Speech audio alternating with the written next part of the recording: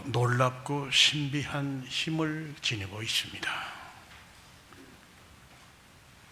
2차 대전 직후에 이탈리아 남부 시칠리아 섬에 있는 두 고아원 이야기를 전에 한번 들려드린 적이 있습니다.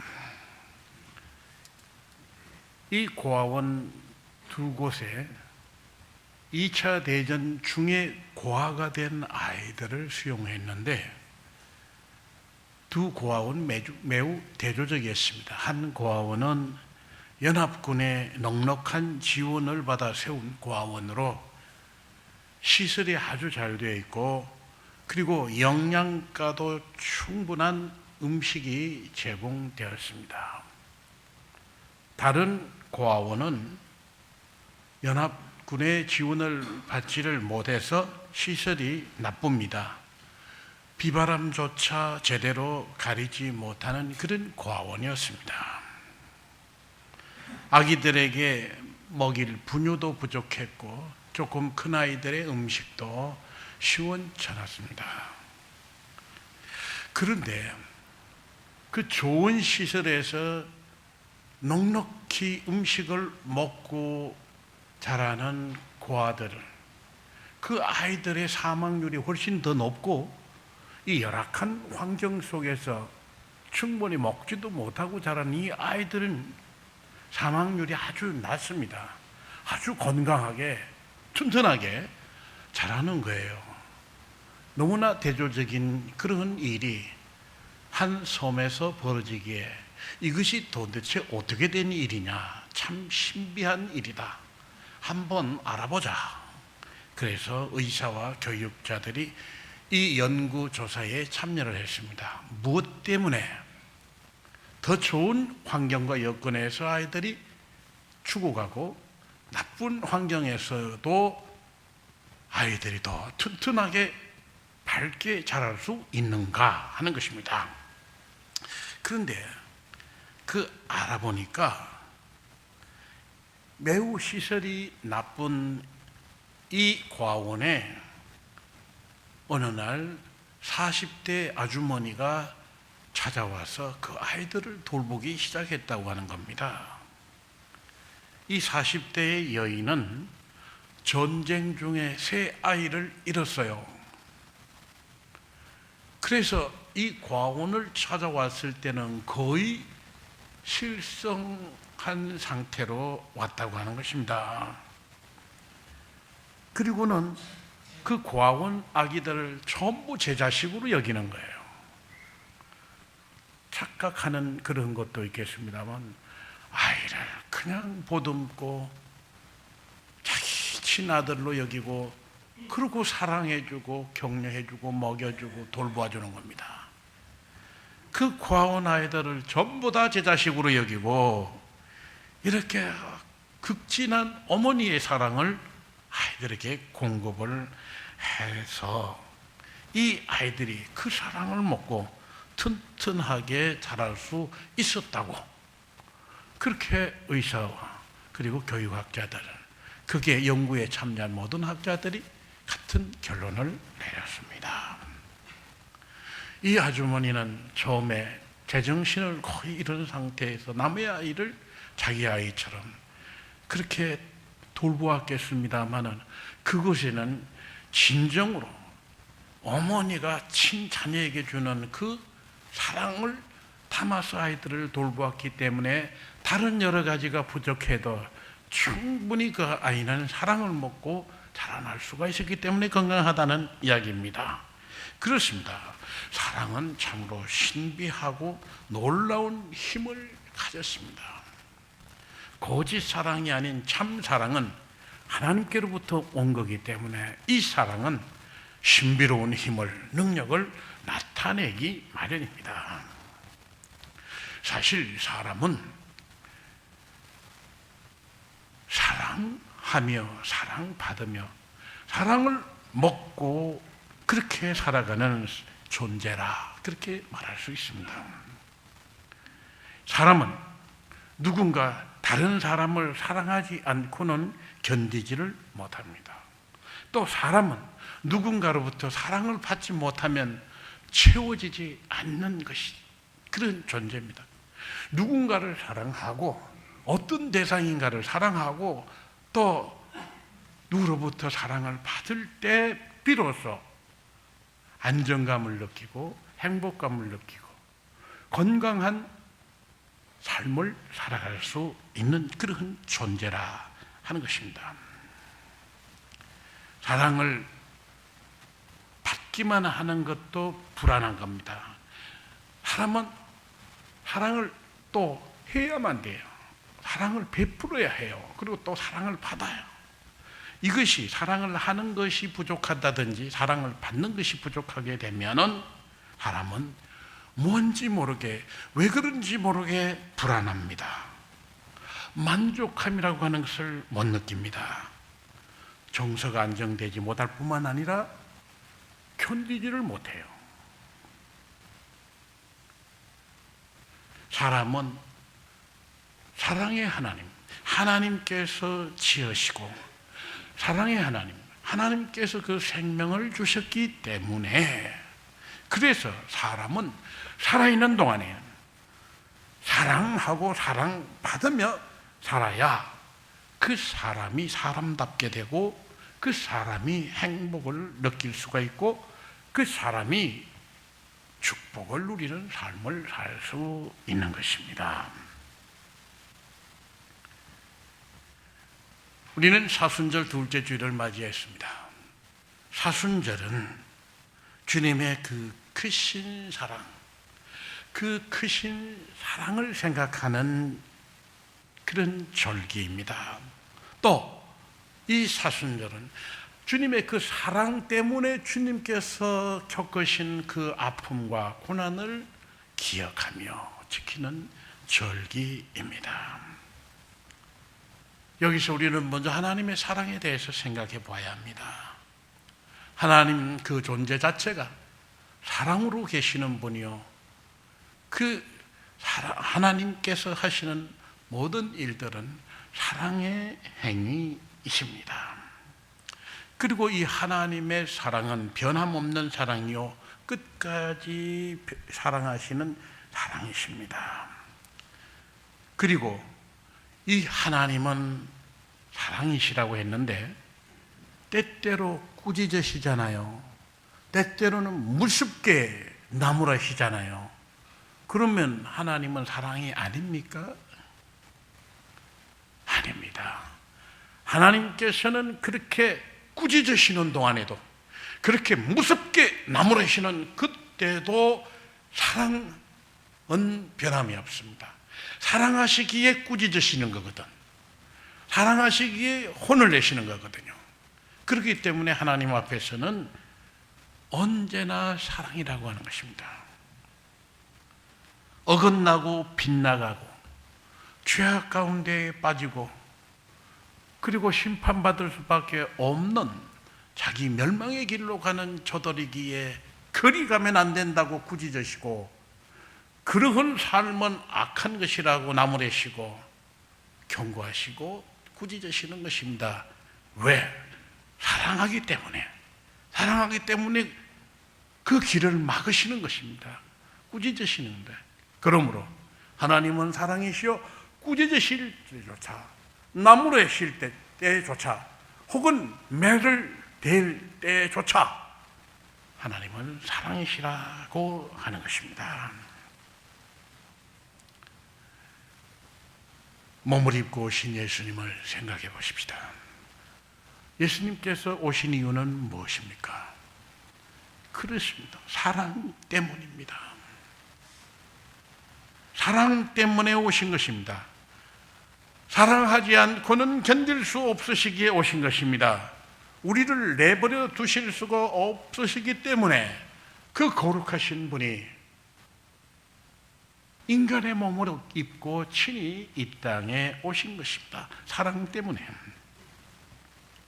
이 땅의 모든 사람들이 흑암 가운데 빛을 잃고 방황하고 갈 바를 알지 못하는 것을 그냥 보고만 계실 수가 없기에 온갖 악하고 추악하고 흉악한 그런 죄악 가운데 사는 것을 그냥 보실 수가 없으시기에, 서로 사랑하지 못하고 무서운 다툼과 싸움 속에 살아가는 인간의 모습을 보실 수가 없으시기에, 결국은 심판받고 멸망에 이를 수밖에 없는 인생들이기에 주님께서는 그냥 보고만 계실 수가 없었고 그저 끌끌 혀끝만 차고 계실 수가 없으시기에 친히 이 땅에 오신 것입니다. 사랑 때문에 이렇게 오신 이 주님을 우리가 생각하는 사순절이 되어야 한다고 하는 것입니다. 또 주님께서 하늘의 영광을 버리고 이 땅에 오신 것, 빛을 주시고 길을 보여주시고 진리를 알게 하시고 죄로부터 악의 세력으로부터 자유하게 하시어 참된 자녀 되게 하시기 위해서 오신 것은 맞습니다마는, 또 한편 주님의 기쁨을 우리에게 주시기 위해서 오셨다고 하는 거예요. 내가 너희들에게 이 말 저 말을 하는 것은 내 기쁨이 너희 안에 충만하게 하기 위함이라. 그거 맞습니다.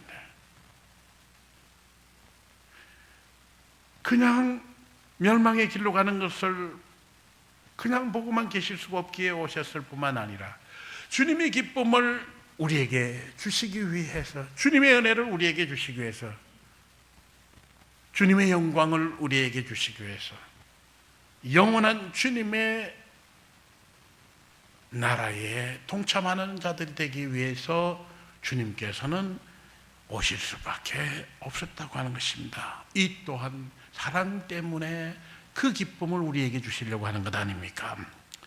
또 주님이 오실 수밖에 없는 이유는 우리를 못 볼 척 하실 수 없는 주님의 사랑 때문인데, 위태한 지경에 있는 사람을 구해내지 않고는 견딜 수 없다고 하는 것입니다. 우리를 구원하러 오시면 이 땅에서 주님께서 겪어야 할 그러한 온갖 고난이 있다고 하는 것을 주님은 아시면서도 오셨다고 하는 사실입니다. 여러분, 주님께서 이 땅에 오시면 얼마나 어떠한 고난을 받아야 되실지 다 알고 오셨잖아요. 예루살렘 들어가실 때 그곳에 무엇이 기다리고 있는지 다 알고 예루살렘에 입성하시지 않습니까?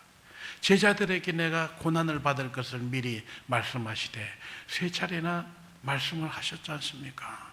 하나님께서는 이 땅에 오실 때 이미 그 고난을 각오하고 오셨고, 이 땅에 오셔도 모든 삶에 있어서 이 일로 인해서 빚어질 당신의 아픔과 고난을 알고 오셨습니다.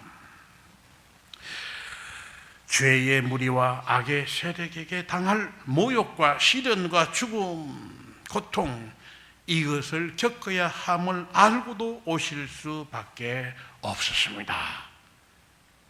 사랑하기 때문에. 그냥 보고 계실 수가 없었고, 기쁨을 주시기 위해서 오셨고, 고난이 기다리고 있음에도 오셨는데, 이것이 곧 하나님의 사랑 때문이라고 하는 것입니다. 여러분, 손주들이 참 너무 이쁘죠? 다들 이구동성으로 말합니다. 자식들 키울 때는 정신없이 지났는데 손주들 키울 때 정말 그 기쁨은 말할 수 없다고 하는 겁니다. 우리 교인들 가운데 손주들 키우는데 손주들이 너무 빠져가지고 주님을 잊어버리는 거 아닌가 싶은 경우도 있어요. 보면 너무 빠지더라고요. 우리 장로님들 내분들도 다 손주들한테 얼마나 빠지는지 정신없더라고요. 보니까 그 정상이죠. 손자들에게 대한 관심, 손자들에 대한 보살핌, 아이들이 조금이라도 다칠세라 살피죠. 그리고 자기 건강이 따르지 못하고 애 보다가 자기 몸이 아픈데도 병원에 가면서도 그 애를 놓지 못하는 지극한 그런 사랑을 볼 수 있습니다. 손자의 이야기를 꺼내놓으면 정신없이 합니다. 평소에는 자랑이라고는 할 줄 모르는 사람이 손주 보고는 어찌나 자랑을 잘하는지. 손자를 보다가 놀란 일을 이야기할 때는 막 정말 놀랬구나 싶을 때는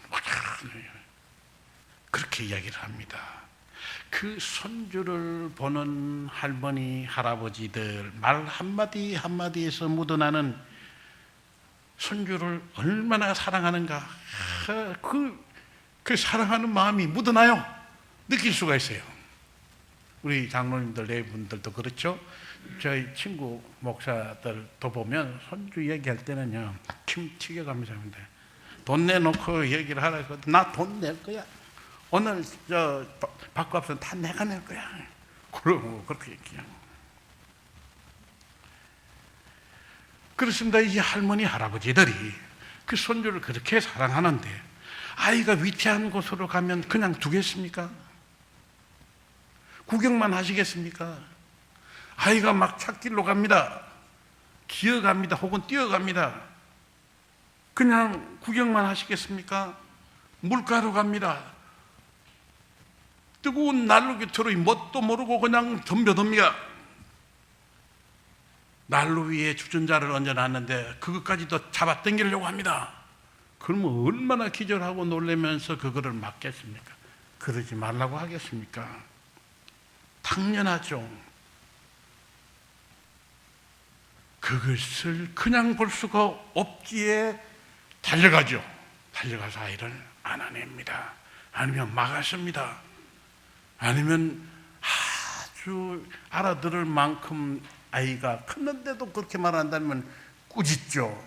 나무래기도 하죠. 맴매까지도 할 수 있습니다. 왜 그럽니까? 이제는 손주가 지겨워져서 그렇게 안 되죠. 사랑 때문에 어긋나도 빗나가도 저 죽을 줄 모르고 그렇게 해도 그 아이를 지극히 사랑하기 때문에 행동으로 할 수밖에 없습니다. 뒷짐지고 구경할 수는 없는 거죠. 하나님께서 바로 이와 같이 우리를 구경만 하고 계실 수가 없으시기에 오셨다고 하는 사실입니다. 하나님의 사랑, 예수 그리스도를 통해서 나타내신 그 사랑은 여기 부모님, 여기 조부모님 그토록 애들이 귀엽고 그렇지만 그 사랑, 하나님의 사랑에 견줄 수 없습니다. 그리스도의 사랑에는 감히 비교할 수 없는 것이죠. 촛불과 태양빛을 비교하는 것과 같은 그런 것일 거라 생각합니다. 하늘 보좌를 버리시고 온갖 고난을 받으시고 생명을 내어주시기 위해서 이 땅에 오시는 주님의 그 크신 사랑을 어떻게 비교해 낼 수가 있겠습니까? 그리고 사람은 그렇도록 사랑하는 마음이 있어도 한계가 있습니다. 이사야서 49장 15절 16절 말씀. 여인이 어찌 그 젖 먹는 자를 잊겠으며 자기 태에서 난 아들을 긍휼히 여기지 않겠느냐. 그들은 그러나 혹시 잊을지라도 나는 너를 잊지 않겠다. 사람은 한계가 있다고 하는 것입니다. 사랑해도 한계가 있어요. 그를 아껴도 한계가 있습니다. 그를 위해서 자신을 내어주는 것도 한계가 있습니다. 그러나 그들은 잊을지라도 나는 잊지 않는다. 주님 말씀하시고 내가 너를 내 손바닥에 새겼다고 그렇게까지 말씀하셨습니다. 내가 너를 손바닥에 새겼다. 쓴 것이 아니라 새긴 거예요. 예수님 십자가에 달리셨을 때 그 손에, 양손에 새기고 두 발에 새겼지 않습니까? 그 옆구리에 창자국을 새겼지 않습니까? 새기면서까지 우리를 사랑하시는 주님이심을 생각합니다. 바로 이 놀라운 하나님의 사랑, 주 예수 그리스도를 통해서 증거해 주신 이 사랑을 진정 깨닫는 사람이 참된 하나님의 자녀가 될 수 있습니다. 이 땅에서 참 사람다운 사람이 될 수가 있습니다. 참 그리스도 안에서 자유를 얻을 수 있습니다. 주님의 이름으로 남을 사랑할 수 있고 주님의 이름을 세상에 전하고 증거하며 다른 사람을 구원하는 데까지도 이를 수 있게 되는 것이죠. 이 사랑을 우리가 진정으로 우리가 알아야 돼요. 체험해야 돼요. 그리고 이 사랑 안에서 살아가야만 합니다. 그때에 주님의 기쁨이 우리의 기쁨이 되고 주님의 은혜가 우리 안에 충만하게 되고 주님의 구원이 우리를 안에서 이루어지는 것이죠.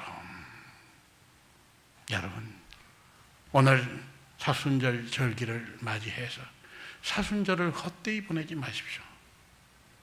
40일간의 사순절 절기 하루하루를 귀히 여기시고 주님이 왜 오셨던가, 그 사랑 때문에 많은 어려움을 하시고도 주님께서 오신 그 사랑을 생각하고, 그리고 끝내는 고난을 받으신, 다 감당하신 주님의 그 사랑을 생각하고 기도하며 명상하는 40일을 지내시다가, 그리고 고난주간을 지내시다가 부활하신 주님을 영접하는 기쁨, 여러분 맛보시기 바랍니다. 어느 때보다도 감격스러운 은혜로운 부활절을 맞이하기 위해서는 어느 때보다도 소중히 차근히 이 사순절을 보낼 수 있을 때 여러분 참으로 놀라운 은혜의 부활절을 맞이하실 수 있을 것입니다. 사순절 하루하루가 아픔과 슬픔과 우울함의 그러한 사순절을 아닌 놀라우신 주님의 그 사랑 때문에 오신 주님을 생각하면서 그 주님께서 우리에게 주시고자 하는 사랑, 주님께서 우리에게 주시고자 하는 주님의 그 기쁨, 그것으로 채워가는 사순절 기간 되시기를 주님의 이름으로 축원합니다. 사랑과 은혜가 풍성하신 하나님, 놀라우신 하나님의 사랑을 감사합니다. 그 크신 사랑, 우리를 위해 모든 것을 내어주신 그 사랑 감사합니다. 주여, 그 놀라우신 사랑 저희들이 진실로 깨닫게 하시고 진정으로 체험하게 하시고, 그리고 이 사랑을 전하고 증거하는 저희들의 삶이 되게 하여 주옵소서. 예수님의 이름으로 기도드립니다. 아멘.